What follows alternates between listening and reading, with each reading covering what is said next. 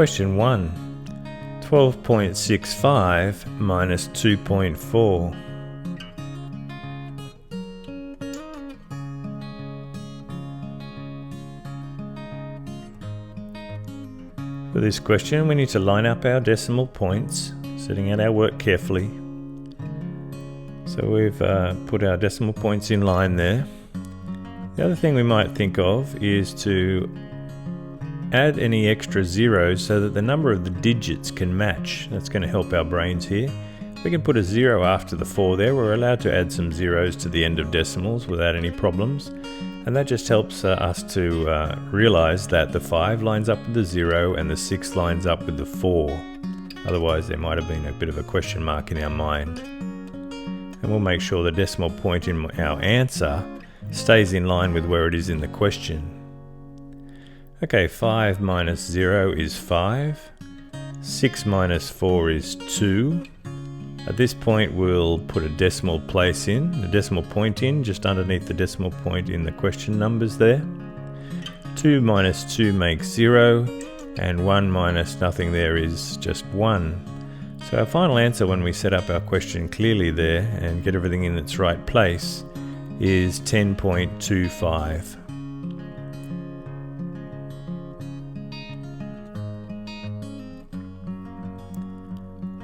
Question 2, 7.625 times 10.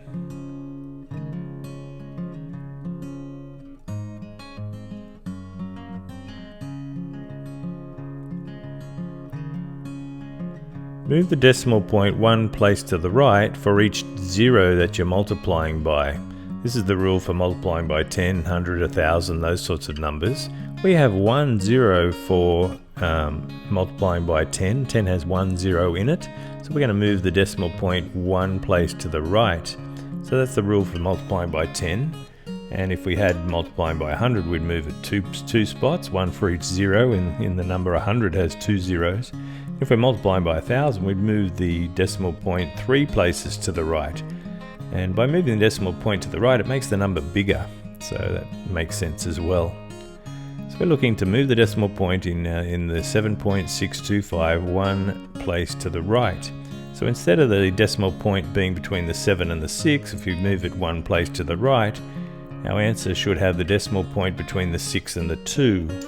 So our final answer there ends up being 76.25. Question 3. 276.1 divided by 10.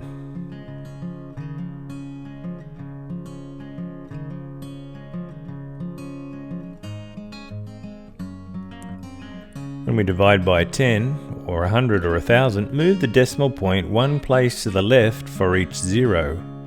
Now 10 has 1 0, so we're going to move the decimal point one place to the left. If we were dividing by 100, we'd move it 2 places to the left because 100 has 2 zeros in it. And if we were dividing by 1000, we'd move the decimal point 3 places to the left because 1000 has 3 zeros in it. That's the system. So here, if we move the decimal point one place to the left, at the moment it's between the 6 and the 1. If we move it one place to the left, our decimal point in our answer should be between the 7 and the 6. So our answer is going to be 27.61.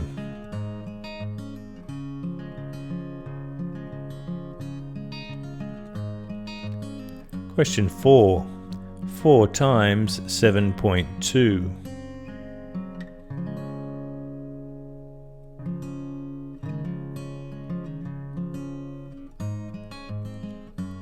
We'll multiply our digits normally. So 4 times 2 is 8, and 4 times 7 is 28. And now we'll figure out what we're doing with the decimal point. Here we've got to have, the rule is that the total decimal places in your answer must match the total decimal places in your question.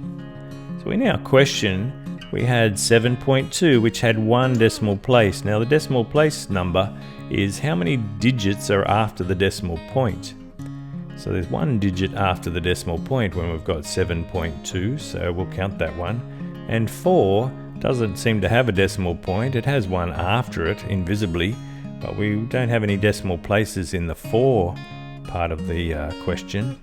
So we've got a total of 1 decimal place in our question, and we need a total of 1 decimal place in our answer. So to achieve that, we're going to put the decimal point in between the two 8s there. So there's 1 digit after the decimal point in our answer as well. So that's the system we use there. So we get a final answer of 28.8.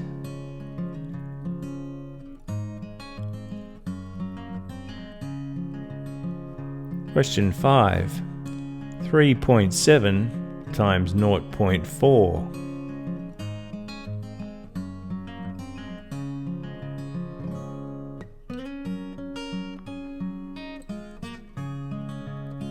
We multiply our digits normally. So let's have a look here. We've got 4 times 7 is 28. We'll need to put the 8 down and carry the 2. 4 times 3 is 12, plus the 2 is 14.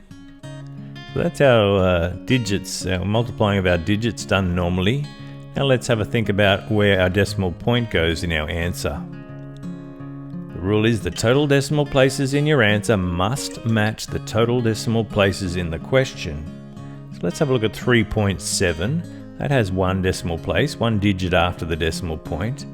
In 0.4, that has 1 decimal place because it's got 1 digit after the decimal point. So in total, we need 2 decimal places in our answer. So can you see where the decimal point would have to go so that we've got 2 digits after it? If it goes between the 1 and the 4 there are 2 digits after the decimal point, meaning it's got 2 decimal places. So the correct answer there is 1.48 when we follow that system.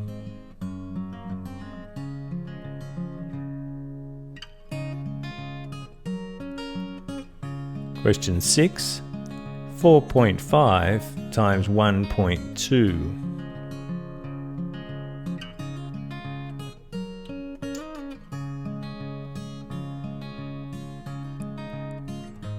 We can multiply our digits normally. So 4.5 times 1.2, we'll set it out nicely there. Now we go 2 times 5 is 10. We put a 0 down and carry the 1. We can then say 2 times 4 is 8, plus the 1 makes 9. Now when we move to multiply the 1 through the top, remember it's in the tens column really. So we need to put a 0 down as the first thing on the second line of our working. Then we say 1 times 5 is 5, and 1 times 4 is 4. We then go to the adding up section here. 0 plus 0 is 0. 9 plus 5 is 14, so we'll put the 4 down and carry the 1. And 4 plus 1 is 5. So that takes care of the numbers as such. Now let's have a think about where we're going to put the decimal point in our answer. It follows the system that the total decimal places in your answer must match the total decimal places in the question. So in 4.5 part of the question, that has 1 decimal place, 1 digit after the decimal point. And in the 1.2 section, it's got 1 decimal place. So our answer should have a total of 2 decimal places. Now the way to get 2 decimal places, the decimal point needs to go between the 5 and the 4 so that there are 2 digits after the decimal point. So our answer there is 5.4. Now we got 5.40, but there's a rule that says we don't need to put any zeros at the end of decimals if we don't want to. So there, the simpler answer is 5.4. I won't mark you down if you put 5.40 because that sort of came up in our working, didn't it? So you're not wrong by saying that, depending on how the question's framed.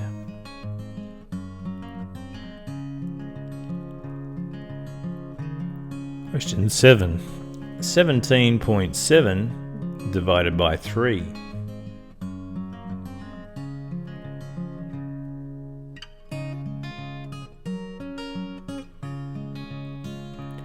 Let's divide the digits normally. So 17.7 divided by 3. We can do a division, like a short division set up here. The 3's out the front there and it's dividing into the 17.7. Let's just worry about the numbers for this section. 3 into 1 doesn't go, but 3 into 17 goes 5 times with 2 left over. So we'll carry it over there and make 27 for that next section. 3 into 27 goes 9 times.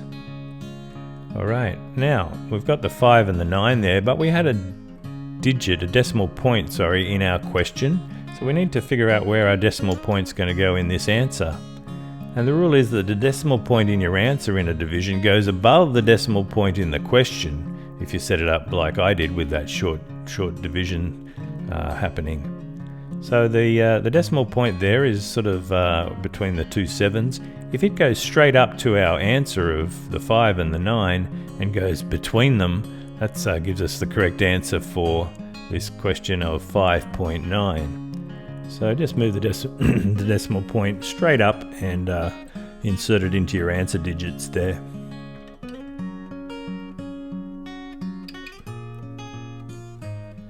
Question 8. 12.64 divided by 0.2.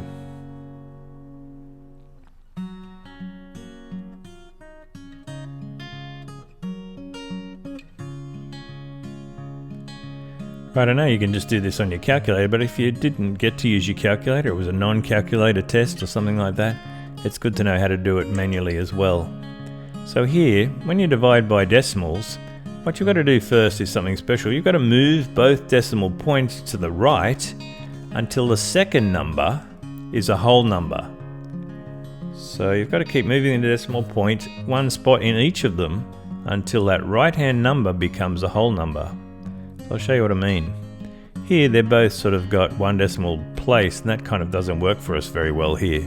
But if we move the decimal point in both numbers one spot to the right, you can see that on the left hand side we'll end up with 126.4. On the right hand side the decimal point will go after the 2, just making a normal whole number of 2. And that's what we want. We want the dividing number to be a whole number before we even start the question, really. So then we can move, so once the second number is a whole number, we can start our dividing.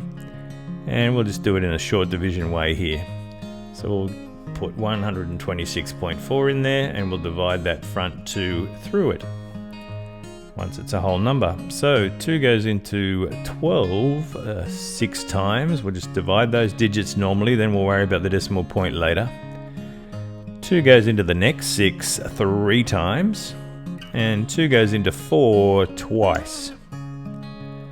Alright, so we've done the digits normally there, we just divide that in. Now the decimal point in our answer goes above the decimal point in the question. So if we move that decimal point straight up and insert it between the 3 and the 2 there, we'll get it in the right spot. So our answer becomes 63.2. Question 9. Comparing 0.6 and 0.38, is 0.6 larger, 0.38 larger, are they equivalent in size, or it's not possible to tell?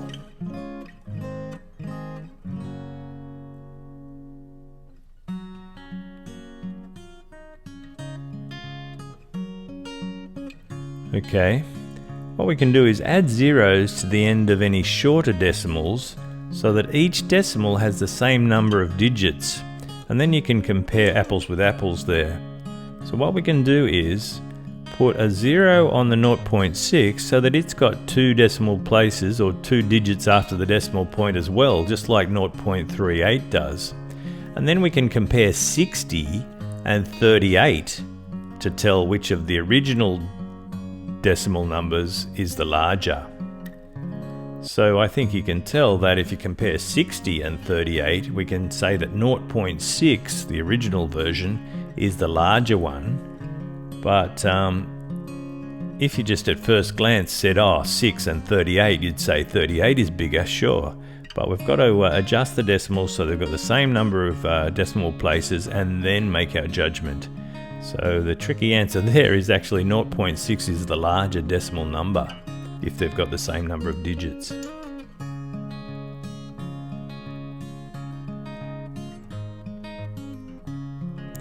Question 10. Which is the largest? 0.8, 0.80, or 0.800 or 0.800? Is 0.8 the largest? Is 0.80 the largest? Is 0.800 the largest? Or are they all equivalent in size?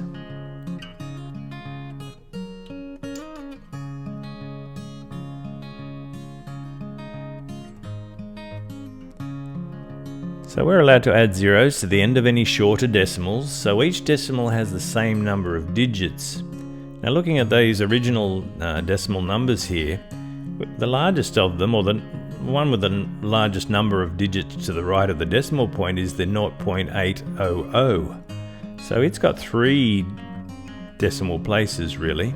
So let's add zeros to the other ones so that we can compare properly.